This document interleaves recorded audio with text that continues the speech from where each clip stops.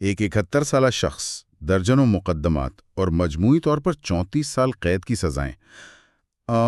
اگر اس نمبر کو دیکھا جائے تو یہ عملی طور پر ایک عمر قید سے کم نہیں ہے۔ بالکل، یہ نمبر ہی ایسا ہے کہ انسان ایک لمحے کے لیے سن ہو جاتا ہے۔ مئی 2023 کے بعد تو جیسے مقدمات کی کوئی سیل لگی ہوئی تھی۔ جی ہاں، radio voice of Sindh London کی اس خصوصی نشریات میں سننے والوں کا استقبال ہے۔ آج کا یہ تفصیلی جائزہ ذرا ہٹ کے ہمارے سامنے صرف خبریں نہیں ہیں بلکہ اقوام متحدہ کے ورکنگ گروپ کی تفصیلی رپورٹس، برطانوی پارلیمنٹ کے ہینسیڈ ریکارڈز، بین الاقوامی کمیشن آف جورسٹ کا تجزیہ اور کچھ انتہائی سنگین میڈیکل دستاویزات ہیں جو کہ سیدھا پاکستان کے سابق وزیر اعظم عمران خان کی قید، ان کے منصفانہ ٹرائل اور صحت کی گرد گھومتی ہیں۔ صحیح۔ اور اس سے پہلے کہ ہم اس قانونی اور سفارتی بھول بھلیوں میں داخل ہوں، یہ بتانا ضروری ہے کہ اس سارے مواد کی گہری تحقیق اور آج کے اس جائزے کی پیشکش سرویچ اوڈھو، director news, radio voice of Sindh London کی جانب سے کی گئی ہے۔ اور ہمارا مشن آج قطعی طور پر غیر جانبدار رہنا ہے، یعنی ہم کسی سیاسی بیانیے کو فروغ نہیں دے رہے، بلکہ صرف یہ دیکھ رہے ہیں کہ جب ریاستی نظام اور بین الاقوامی قوانین آمنے سامنے آتے ہیں تو حقائق کیا شکل اختیار کرتے ہیں۔ بالکل، اور حقائق کی اس شکل کو سمجھنے کے لیے ہمیں سب سے پہلے اس لفظ کو سمجھنا ہوگا جسے آج کل بین الاقوامی سیاست میں لا فیئر کہا جاتا ہے، یعنی قانون کو ایک ہتھیار کے طور پر استعمال کرنا۔ میں اتفاق کرتی ہوں۔ جب ہم ان دستاویزات کو دیکھتے ہیں تو مقدمات کی جو فہرست سامنے آتی ہے وہ واقعی حیران کن ہے۔ القادر ٹرسٹ کیس، توشہ خانہ کے 2 مختلف مقدمات، سائفر کیس جس میں ریاستی راز افشا کرنے کا انتہائی سنگین الزام تھا، اور پھر ایک ایسا عدت یا شادی کا کیس جس نے میرا مطلب ہے قانونی ماہرین کو بھی چکرا کر رکھ دیا۔ اور صرف ان چند مقدمات میں دی گئی سزائیں 34 سال بنتی ہیں۔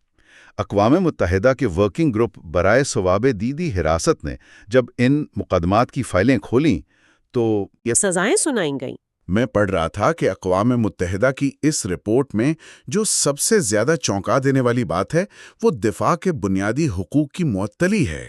ہاں، رپورٹ یہ دعویٰ کرتی ہے کہ ملزم کو اپنے دفاع میں گواہ پیش کرنے یا استغاثہ کے گواہوں پر جرح یعنی کراس ایگزامینیشن کی اجازت ہی نہیں دی گئی۔ اور توشہ خانہ کیس کا تو ایک ایسا پہلو رپورٹ میں درج ہے جو کسی بھی عام انسان کے لیے ہضم کرنا مشکل ہے، یعنی سیدھے الفاظ میں ملزم کمرہ عدالت میں موجود نہیں، ان کے وکیل موجود نہیں، اور جج صاحب نے فیصلہ سنا دیا، جسے قانونی زبان میں سمری ججمنٹ ان ایبسنشیا کہا جاتا ہے۔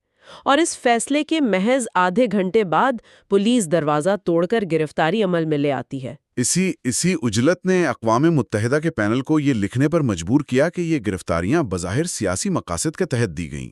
بالکل، ورکنگ گروپ کی رپورٹ واضح طور پر یہ نتیجہ اخذ کرتی ہے کہ ان تمام قانونی کارروائیوں کا بظاہر ایک ہی مقصد تھا کہ عمران خان اور ان کی سیاسی جماعت کو انتخابی عمل سے مکمل طور پر باہر رکھا جائے۔ اور رپورٹ میں اس سے بین الاقوامی قانون، خاص طور پر ICCPR یعنی سول اور سیاسی حقوق کے بین الاقوامی معاہدے کی صریح خلاف ورزی قرار دیا گیا ہے جس پر پاکستان نے دستخط کر رکھے ہیں۔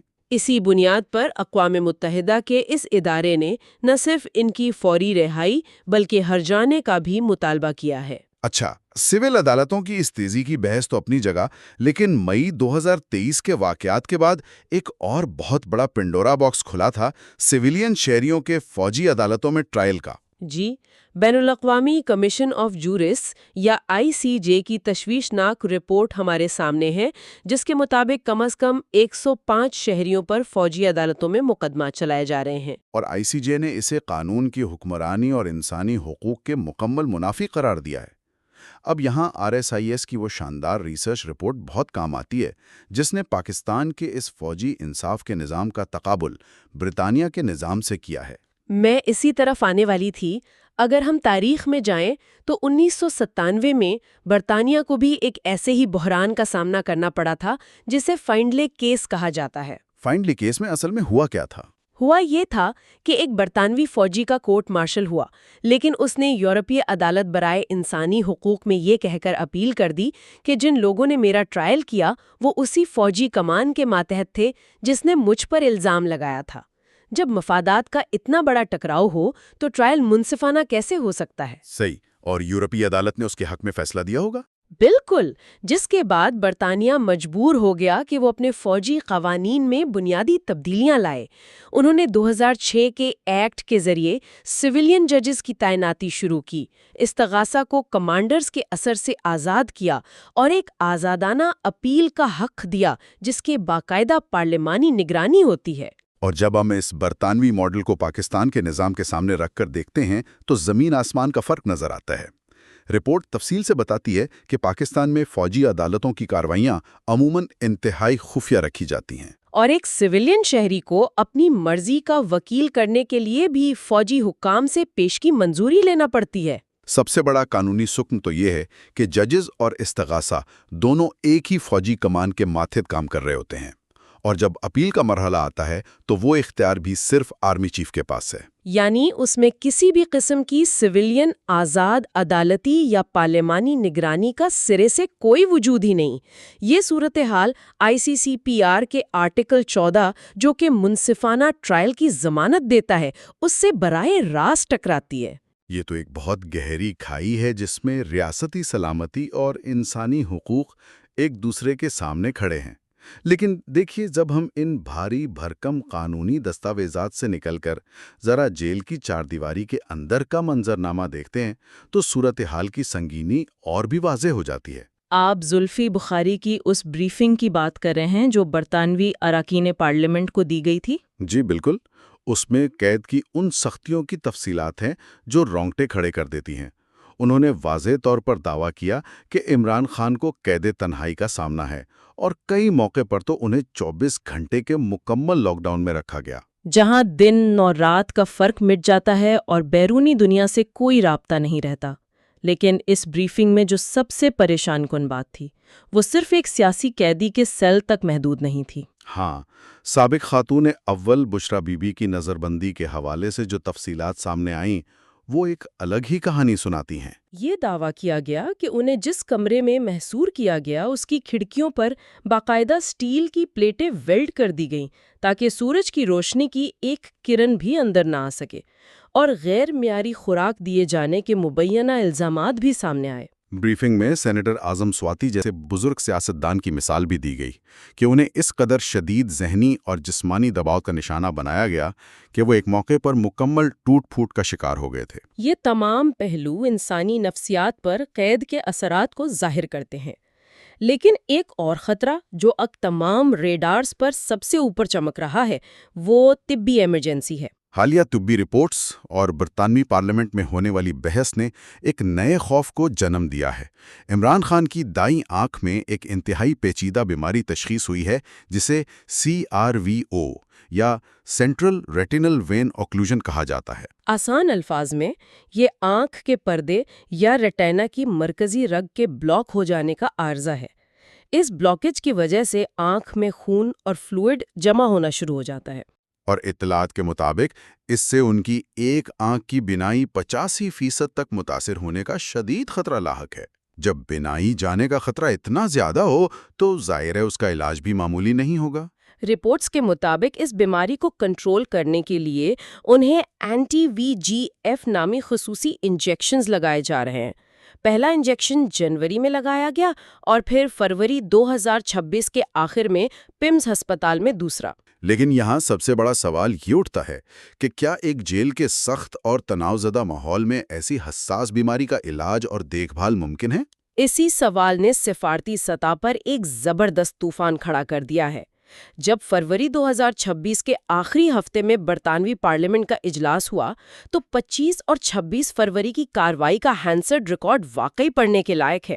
برطانوی ممبران نے اپنی ہی حکومت کو باقاعدہ کٹہرے میں کھڑا کر دیا اور انتہائی سخت اور چپتے ہوئے سوالات کیے۔ واک کی طرح تھا۔